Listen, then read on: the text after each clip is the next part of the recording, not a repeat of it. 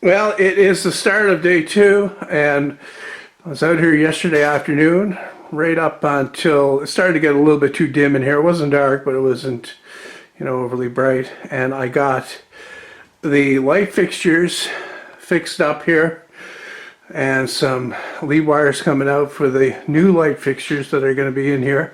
There'll be two on that end over there, and one in the middle.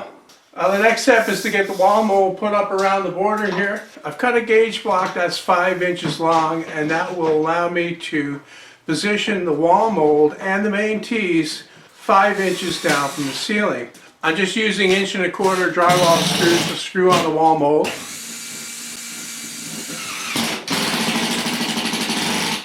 The layout is fairly simple. My workshop is 13 feet wide and 27 feet long. That leaves me about 18 inches on each side and about 42 inches on each end.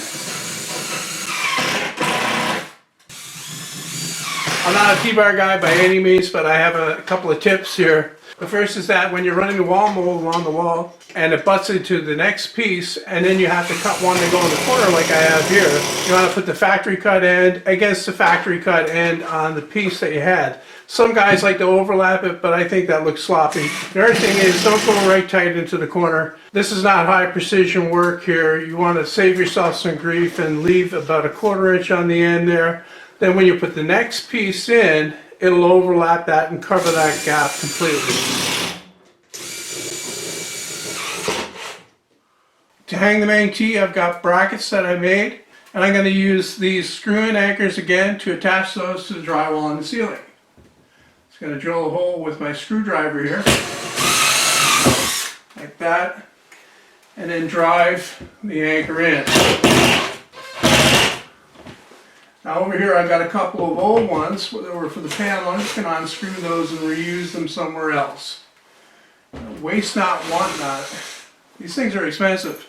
Now the anchor in place, I've got my bracket here. I'm just going to screw that up with a number 8 wood screw. You can't use drywall screws for these anchors, they're too skinny.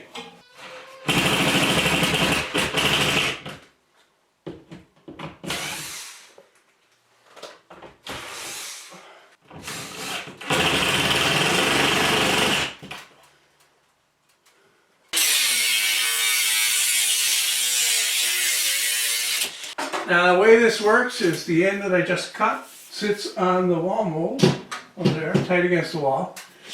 I get it back where it is. And then I made these brackets the right length. They're 5½ inches long, which is the same as the wall mold, so that I don't have any measuring to do. All I gotta do is put it in place and then screw it on with a small sheet metal screw.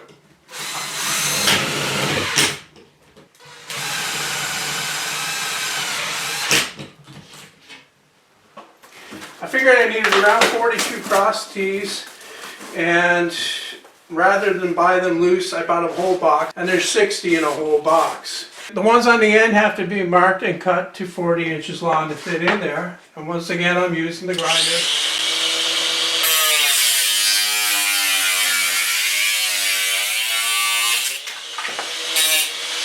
The normal way to do this is to do the wall mold around the entire room, then hang all the main tees, get those all done, then put in the cross tees, then put in the light fixtures, then put in the tiles. Here I've got to work differently because I've got to try to move stuff out of the way. So I'm working from the corner out, wall mold, main tee, cross tees, tiles, insulation on top of the tiles, light fixtures next. So this just goes in and sits on that wall mold, and then it clips in to this main tee here. To make the cuts, I'm just going to use my table saw, change out the blade to one that's nearly worn out.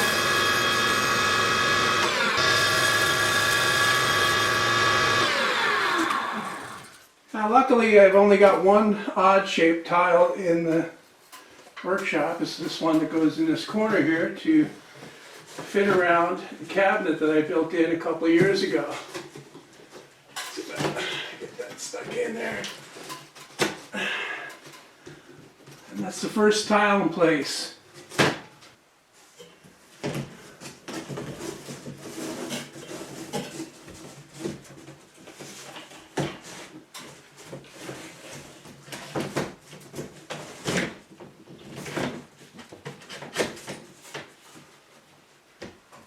I just need to measure the length for the other half of the main T. To the wall and to here, and I've got 82 inches.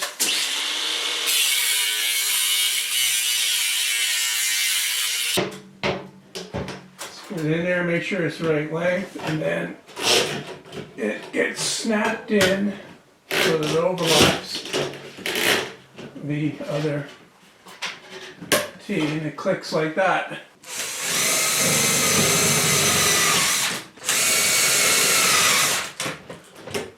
Well, that's the first row done and insulated.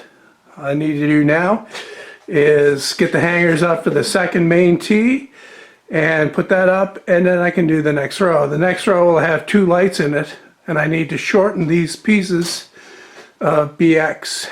I have to make sure that I cut the main T in the right place so that it lines up with the first one that I already installed.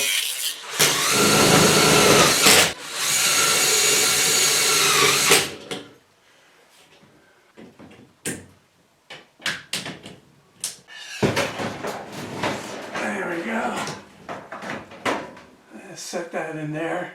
I get the wire fished in. Nut.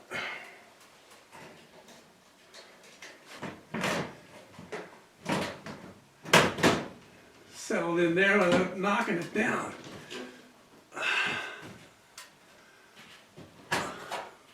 There we go.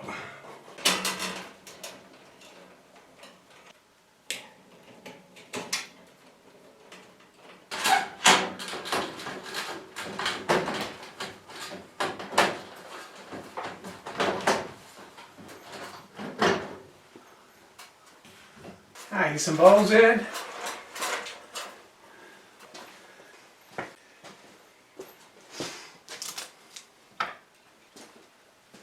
Yeah, that looks pretty good. Okay, that's it for this one. Tomorrow, well, this video comes out tomorrow, but the day after, there won't be a video on this. I'm going to come out here and bowl through it. It takes a lot of time to set up the camera for the shots and whatnot, and I've already covered the important details. The rest is just more of the same as I work my way across. So I might, do a little bit at the end there, and then there'll be like a wrap-up video to show how it looks with it all installed.